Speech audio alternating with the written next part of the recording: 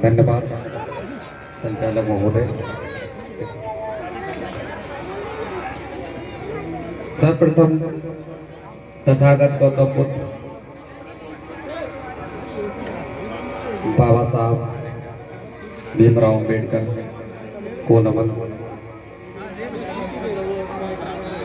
उस जमाने में जो कुरीतियों पर उन्होंने ऐसा ऐसा लिख दिया, संत शिरोमणि रविदास को मैं नमन करता हूं। मैं नमन ऐसे शख्सियत को करता हूं जो आज हम कहते हैं युद्धवंशी। इन्होंने एक सच्ची रामायण के नाम पर एक ऐसे ग्रंथ की रचना कर दी जो पेरी रामास्वामी नायकर द्वारा लिखी गई थी। उसका रूपांतरण ललेन सिंह यादव जी ने किया था हिंदी में। आपको थोड़ी जानकारी इसीलिए बताना चाहता हूं, इन्होंने जब लिखा था और जब पब्लिक की गई थी तो इसके संबंध में मद्रास हाई कोर्ट में कोर्ट गए थे उस पुस्तक के संबंध में, जिसको सच्ची रामायण बोलते हैं। वहां पर स्टे मिला। उसके बाद में ललेन सिंह यादव साहब एक ऐसी शख्सियत है जिन्होंने अपने जमाने में अपनी जमीन बेचकर सुप्रीम कोर्ट में उस पुस्तक को मुकदमा लड़ा और उसके बाद वो जीते। जीतने के बाद आज वो किताब सच्ची रामायण के नाम से जानी जाती है। हो सकता है हमारे वकील साहब पर भी हो। मैं विशेष तौर पर सभी से अनुरोध करता हूं कि उस पुस्तक को तो जरूर लें, क्योंकि उसमें आप पढ़ेंगे तो आपकी जो दिमाग की ताला जरूर खुलेगा निश्चित। तो ऐसे शख्सियत को मैं नमन करता हूं। उसके बाद आज एक इस गांव में कैजुअलिटी हुई थी, मैंने सुना था, और ये प्रोग्राम भी थोड़ा सा लेट हुआ। हम लोग भी इसी कारण से लेट हुए थे। क्या है? चलिए चलिए, बहुत बढ़िया। देखिए हमारे राजकुमार जी ये किताब लेके आए हैं।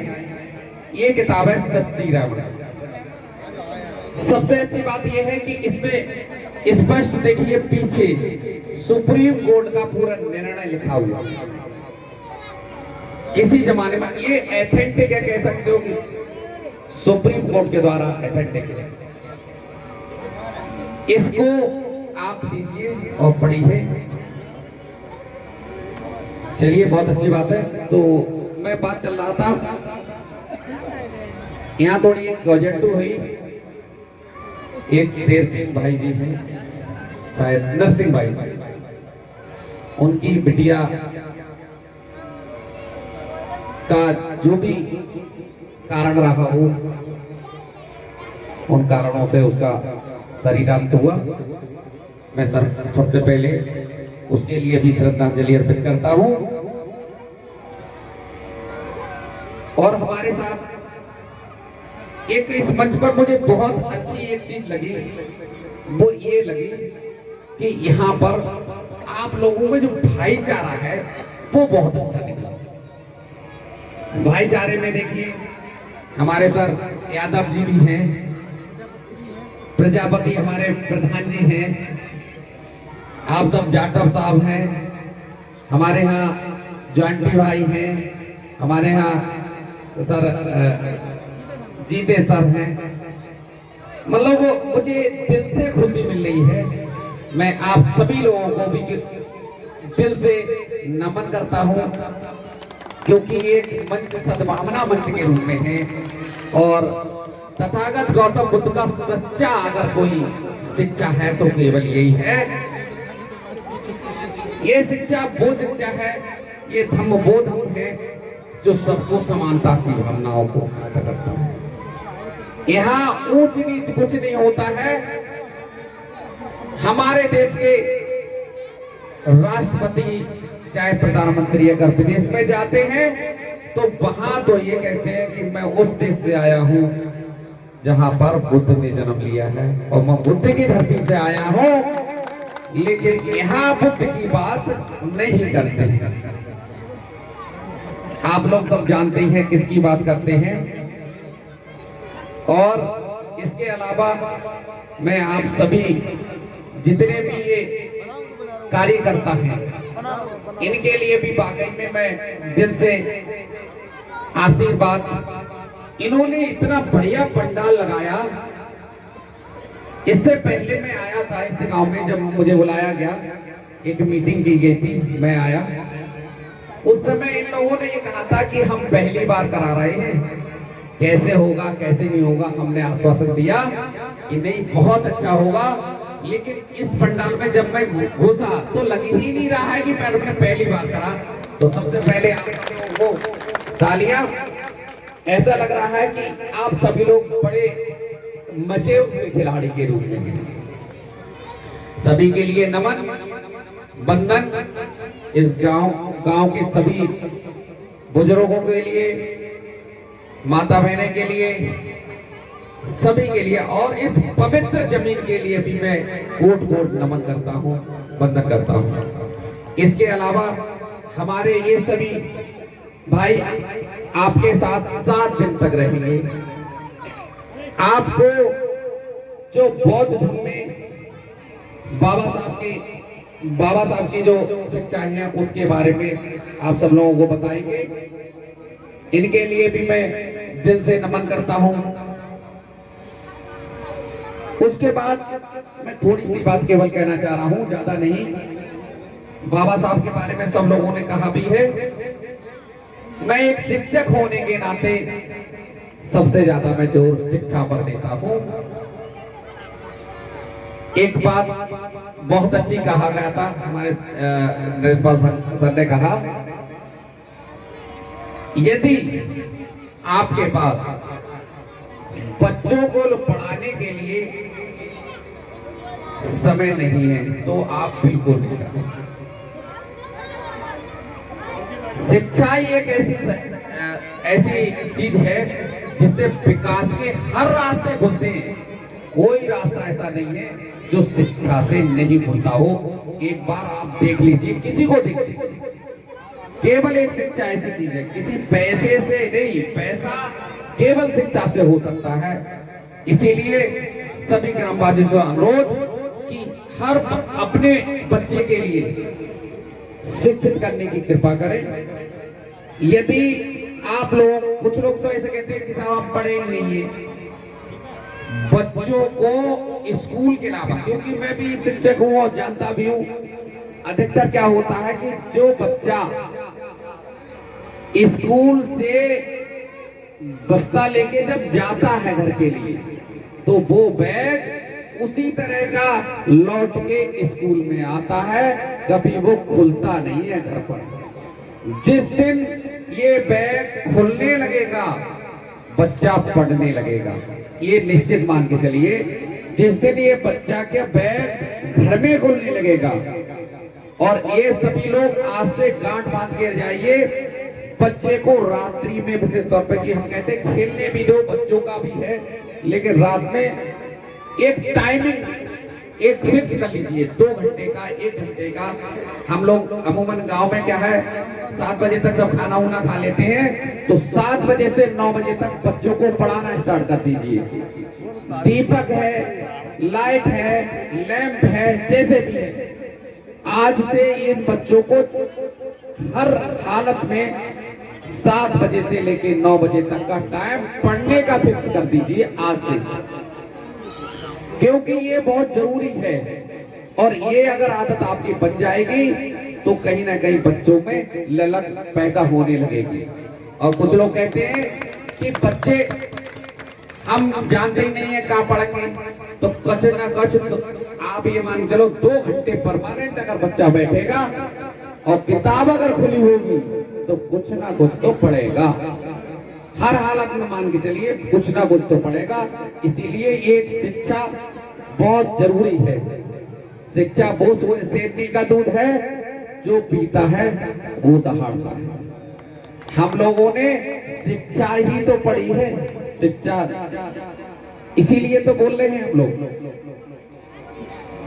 दूसरी बात, मैंने युवाओं से उस दिन भी थोड़ा सा कहा था, कुछ युवा लोग आज भी भटक जाते हैं। कुछ है हाई स्कूल कर लिया बैठ गए, शादी हो गई बैठ गए, इंटर कर लिया बैठ गए। क्या ऐसी प्रॉब्लम आती है? आज इस मंच के माध्यम से मैं यहाँ खड़े होकर के कह जाता हूँ, यदि किसी के लिए इस गांव के किसी बच्चे को पैसे के चक्कर में अगर पढ़ाई छोड़नी पड़े तो मेरे पास आ जाना। मैं आपको इस गांव के सभी बच्चों को बताता हूँ, हर हालत में अगर पैसे के चक्कर में अगर आपको पढ़ाई छोड़नी पड़ जाए तो मेरे लिए याद कर लेना, चाहे कोई भी पढ़ाई हो, हर हालत में वो पढ़ाई करवा के रहेंगे। अब इतना बड़ा वायदा मैं करके जाता हूं इस ग्रामवासियों को, इसीलिए क्योंकि मुझे पता है। अभी हमारे सर ने, ज्ञानी जी ने एक गणेशपुर की चर्चा की थी। गणेशपुर की मैं आपको बताता हूं, वो टोटल गांव, कहीं पर भी उस गांव में किसी भी तरीके से बुद्ध की और बाबा साहब की कोई मूर्ति नहीं हुआ करती थी। पहले स्टार्टिंग में माधव साहब भी गए थे वहां पर, आप लोगों की पूरी टीम गई थी और वहां पर कथा किया था उन्होंने। गणेशपुर की पहले आपको बताता हूं कि ये बदायूं से औला वाले रोड पर बरेली का सबसे लास्ट गांव। अच्छा, उससे बात चल रही थी। उस नहीं थोड़ा सा मैं बस संक्षेप में निपटा के बात हो जाने तो पूरा थोड़ा सा हो जाना। तो उस गांव में आप जाएंगे, धर्मपुर गांव का एक मजरा है। उस गांव में किसी भी तरीके से आज तक एक भी बच्चा लगा नहीं था, मतलब गवर्नमेंट जॉब में नहीं था, लेकिन टोटल एससी का गांव था। आज से 4 साल पहले हम वहां गए, हमारी मिसेज वहां जॉब करती थी, उस गांव के एक प्रधान थे। मैंने देखा कि एक गांव की जो तिराया पड़ता है, जैसे ही सामने पड़ता है, वहां एक जगह ग्राम सभा के पड़ी, वहां पर मैंने प्रेरित किया, बाबा साहब की मूर्ति मेरे प्रेरणा से लग गई। और आज वो गांव जो सर ने बताया था टोटल 100% बुद्धिस्ट है। उस गांव में बाबा साहब की मूर्ति लगी है। उस गांव में बाबा साहब के नाम से अभी अभी पुस्तकालय बना है और उस गांव में बुद्ध विहार भी बन गया। ये एक बहुत बड़ी बात है। और उस गांव में अभी मतलब बच्चों के लिए जैसे पढ़ने की मैंने जिस तरह से कहा था, मैंने कोशिश भी करी और पढ़ने का भी है। आज हर बच्चा वहां का पढ़ रहा है और वहां पर एक टीचर, उसके तुरंत बाद एक टीचर लग गया। अभी ये जो उसकी जगह निकली थी पुलिस की, उसमें लगभग 25 लोगों ने फॉर्म भरा उस गांव में। जिस गांव में एक भी बच्चा नहीं लगा था, उस गांव में 25 लोगों ने फॉर्म भरा है। लेकिन वो बात अलग है कि क्या होता है, ये एक प्रयास है। तो कम से कम शिक्षा की तरफ आप ध्यान दीजिए। दूसरी बात, उस गांव में कोई भी बंदा ड्रिंक नहीं करता है। पहले वहां पर गलियों में फिरते थे, लेकिन कोई भी ड्रिंक अब नहीं करता है। अगर कोई ड्रिंक करता है तो उस गांव के बड़े बूढ़े उसके लिए उसके घर तक मारते हुए जाते हैं। और वहां पर ऐसी व्यवस्था कर रखी है कि वहां अगर कोई बालक भी स्कूल के टाइम पर कहीं घर में दिखाई देगा, किसी के घर में और गांव में, तो गांव का कोई भी बंदा उठाए के उसे चप्पल मार के स्कूल में छोड़ के आएगा। उसके घर वाले बाप में तारी भी ये नहीं कह सकते हमारे बच्चे को क्यों मारा। एक ऐसी व्यवस्था करनी पड़ेगी आपको। ये मैं क्यों कह रहा हूँ, क्या किलोमीटर दूर है यहाँ से, भाई उस गांव की विशेषता है और संभवतः ऐसा है 7 दिन का प्रोग्राम है, हो सकता है एक दिन में आपको उसी गांव की टीम को भी भेजूंगा। मैं जहां तक है किसी न किसी दिन उस गांव की टीम को मैं भेजूंगा, कोशिश करूंगा। तो इसीलिए ऐसा कोई ना कोई इतिहास मैं चाहता हूं करौलिया में भी बनना चाहिए। इसका बनेगा नहीं बनेगा, आप सब लोग हाथ खड़ा करके कहें ऐसा इतिहास बनेगा गांव में, खास सभी समर्थन में हाथ खड़ा करें। बिल्कुल, बहुत बहुत धन्यवाद। आज ये प्रतिज्ञा लेके जा रहे हैं कि ऐसा ही गांव करौलिया बनेगा। धन्यवाद, बहुत बहुत धन्यवाद, थैंक यू भाई। हम सबके साथ हर सुख पे खड़े होने वाले हरीश दिनकर जी शिक्षक संघ के अध्यक्ष भी हैं। उन्होंने एक बहुत बड़ी बात और कही है, किसी भी कीमत पर किसी बच्चे की पढ़ाई नहीं छूटनी है। पढ़ाई छूट रही हो पैसे के अभाव में तो केवल आवाज कर देना, हमारी पढ़ाई नहीं छूटनी है और शिक्षा नहीं छूटनी चाहिए। स्वास्थ्य के लिए, शिक्षा के लिए दिनकर जी और स्वास्थ्य के लिए तुम्हारे जॉन्टी भाई सब लोग खड़े हैं। इसी क्रम में मैं छोटी कलम ये पंच गौतम है, बहुत अच्छा पत्रकार है, छोटी उम्र पत्रकारिता कर रहा है और हर जगह अपने संसद में जाता है। तो शब्द आपके बीच कहेगा, उसके बाद प्रधान जी को बुलाऊंगा धन्यवाद देने के लिए। और मैं चाहूंगा वंश थोड़ा सा तथागत